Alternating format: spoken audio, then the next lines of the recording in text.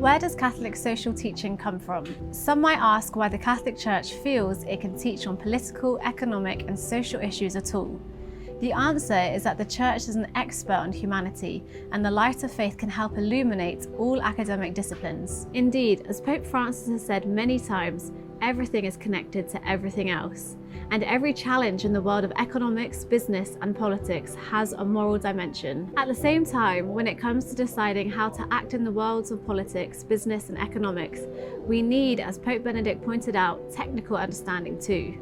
It could be added that the virtue of humility to know what we do not understand is particularly useful, and the Church is very clear that the specifics of how we should act in particular circumstances, for example, what policies government should follow so that all have the material things necessary for a dignified life, demands the virtue of prudence, and that lay people have a particular role in these areas. Catholic social teaching does not come out of nowhere, and neither does it just come out of a recipe book of Catholic social teaching documents published since 1891. The starting point for Catholic social teaching is Holy Scripture, both the Old and New Testament. For example, Pope Francis, in his encyclical on the environment Laudato Si', writes, "We read in the Gospel that Jesus says of the birds of the air that not one of them is forgotten before God, and asks rhetorically, how then can we possibly mistreat them or cause them harm, and uses this to develop the Church's teaching on the environment." Chronologically, Scripture is followed by our understanding of the early Church, which flourished in part because of the example of its social mission of charity.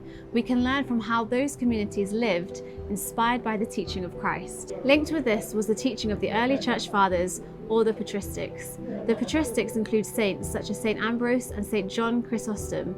Modern Church teaching documents cite the Church Fathers just as they quote from Scripture. Moving on a few centuries, St. Thomas Aquinas' great work, Summa Theologica, has informed a great deal of Catholic social teaching, especially the early social encyclicals. Pope Francis quotes St. Thomas at an important point in Laudato Si', stating, "St. Thomas Aquinas wisely noted that multiplicity and variety come from the intention of the first agent, who willed that what was wanting to one in their representation of the divine goodness might be supplied by another, inasmuch as God's goodness could not be represented fittingly by any one creature."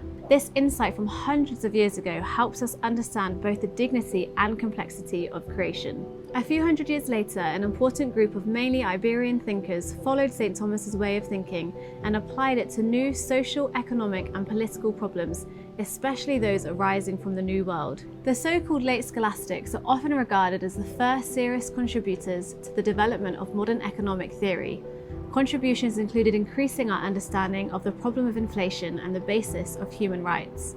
From 1891 and the publication of Rerum Novarum by Pope Leo XIII, the Church has given us a series of encyclical letters devoted to social issues. Of course, the social teaching of the Church goes back to her origins, but 1891 is an important milestone.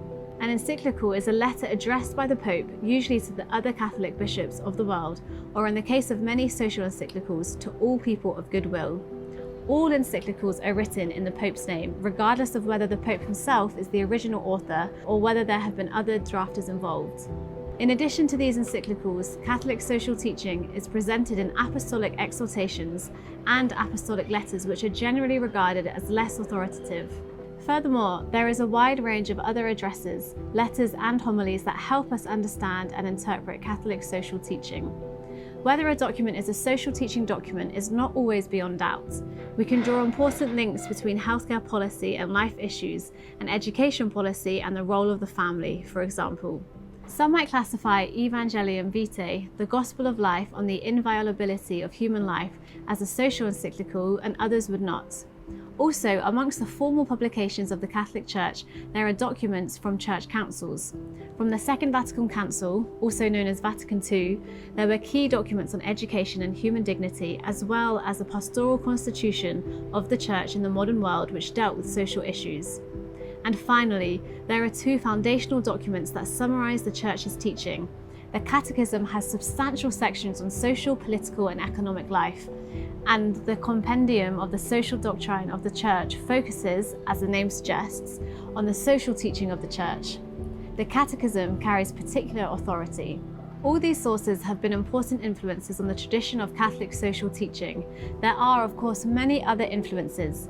Pope Francis has often referred to local bishops' conferences, and as a social teaching document is in development, there will often be a wide process of consultation with academics and others.